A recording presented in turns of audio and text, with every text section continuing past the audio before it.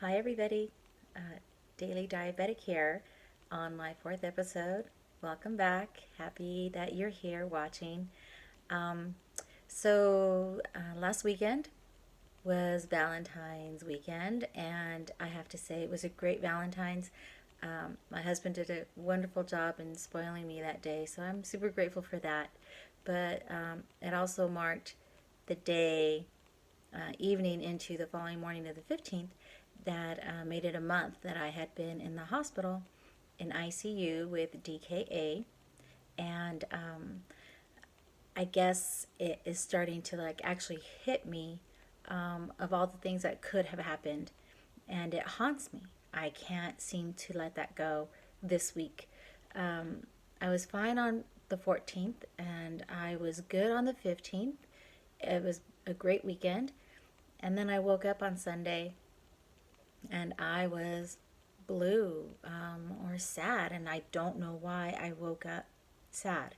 Like nothing specifically happened, but it did occur to me on Sunday that wow, it's been a month that I could have been gone, and I wouldn't have had that Valentine's, and I wouldn't have been seeing my children or my grandchildren, and so it has kind of stuck with me all week.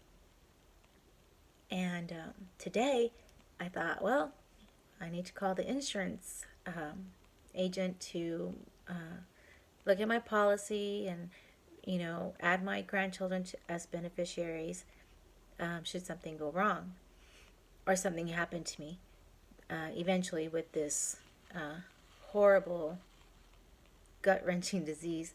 I know I sound selfish because I know that there are people out there, young babies, who have horrible cancers and who are fighting like champions every day. And I know I'm feeling sorry for myself. Uh, and I don't mean to be because I am fighting it and I am doing my best. Um, but some days, my best isn't good enough for my body. And, you know, am I depressed or are they just diabetic blues? Because, I start thinking about the what ifs. And I shouldn't, because if I am going to think the what ifs, I should think, what if there's a cure tomorrow? What if there's a cure in 5 years? And that brings me up to a subject about where is the cure for diabetes? My goodness, in speaking with the insurance agent today, I realized that, with the policy that I have, I'm okay. I don't have to worry about having to be now labeled as a diabetic because I've had this policy for 10 years now.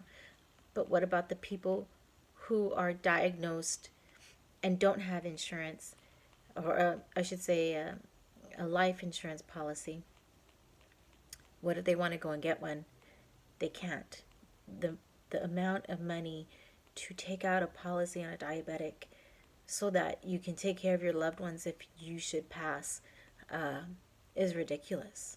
And I think, we're always harping about the pharmaceuticals who really do rob us blind for the price of diabetic medicine, insulin, the life insurance companies as well. I mean, if you want to take out a policy so that, you can take care of your loved ones when you're no longer here, they too are just raping people of money because that's it. They kind of write you off, oh, you're sick. You're definitely going to die. So you need to pay us exorbitant amount of money so we can take care of your family for you.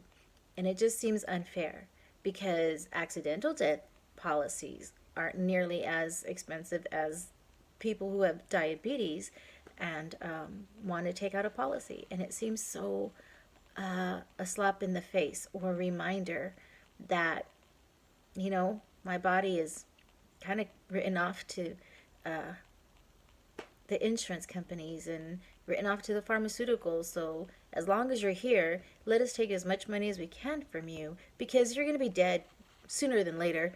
And, we don't want to waste our time with you. I'm just feeling like that today. I don't know if that's the truth, but that's how I feel. And, I started this YouTube channel to express my ups and my downs and to expose myself. And that's how I'm feeling lately about being written off by the pharmaceuticals and the insurance company. And also, the possibility of not being here,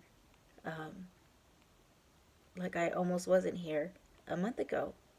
And it's frustrating and it's really sad because, I've, before my diagnosis, I always considered myself someone so healthy that I, imagine myself being 80, 85, 90, as a abuelita in a muumuu dress and, I don't know, smoking a joint and having a beer and, how some abuelitas live and, their grandchildren and great grandchildren come over to their house and, you make dinners and Sunday dinners and everybody loves you and you have stories and, you move that next generation on. And once the diagnosis came and after the denial passed and, I'm accepting it more and more, it's like, dear God, please, what do I do? So, yeah, that's me this week. It's like I'm just trying to hold on to the positive and, but it's just been hard. And physically, I just feel blah.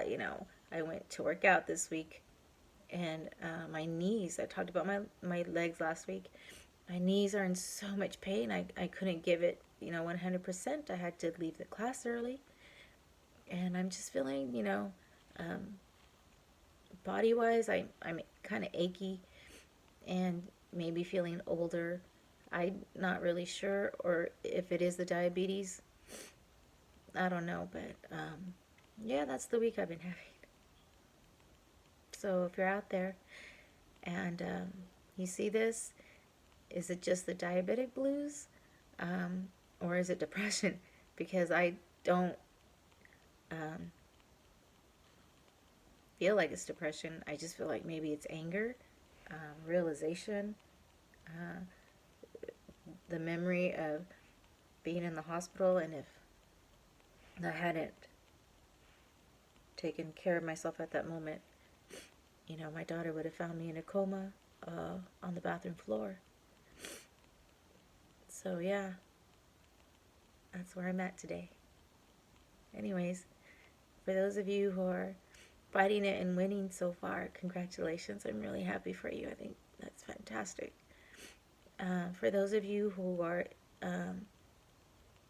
doctors or scientists or I don't know what, who are seeking a cure, I've heard of like a pacemaker for the pancreas. I've heard of